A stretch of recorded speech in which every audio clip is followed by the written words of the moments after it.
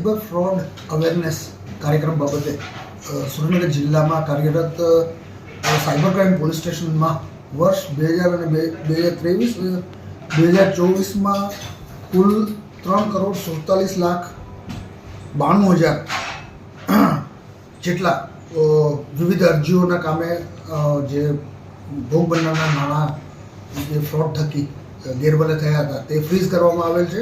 આ પૈકી 74 લાખ જેટલા નાણાં ભોગ બનનાર લોકોને પરત અપાવવા માટે થઈને કોર્ટમાં કાર્યવાહી કરવામાં આવેલ છે.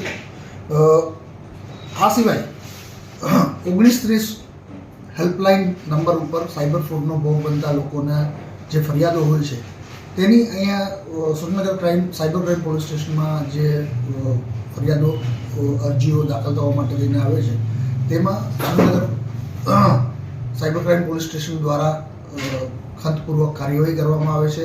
તેમજ આ ભોગ બનનાર લોકોના નાણાં પાછા અપાવવા માટે થઈને પૂરતા પ્રયાસો કરવામાં આવેલ છે.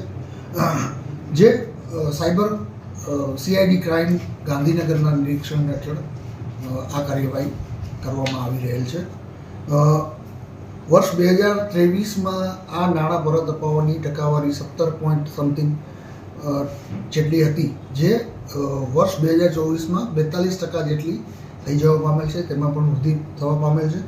આ સિવાય સાયબર ફ્રોડનો ભોગ બનનાર લોકોના એકાઉન્ટ ફ્રીઝ કરાવવાને બદલે હવે નવી પદ્ધતિ મુજબ ફક્ત જે રકમની ઉચાપત થયેલ છે, જે રકમનું ફ્રોડ થયેલ છે એટલી જ રકમ ફ્રીઝ કરવામાં આવે છે, જેથી જે નાણાં જે લોકોના એકાઉન્ટ બ્લોક થઈ જાય છે, ફ્રીઝ થઈ જાય છે એ લોકોને પણ ઘણી બધી સગવડતાઓ કરવામાં આવે છે.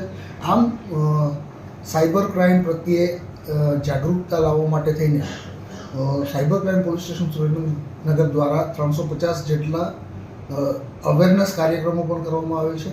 હું દરેક નાગરિકને, સુરેન્દ્રનગર જિલ્લામાં વસતા દરેક નાગરિકને અપીલ કરું છું, વિનંતી કરું છું કે સાયબર ક્રાઇમનો ભોગ બને તો તુરંત જ 1930 હેલ્પલાઇન ઉપર સંપર્ક કરી આપની ફરિયાદ ત્યાં રજૂ કરવા વિનંતી છે.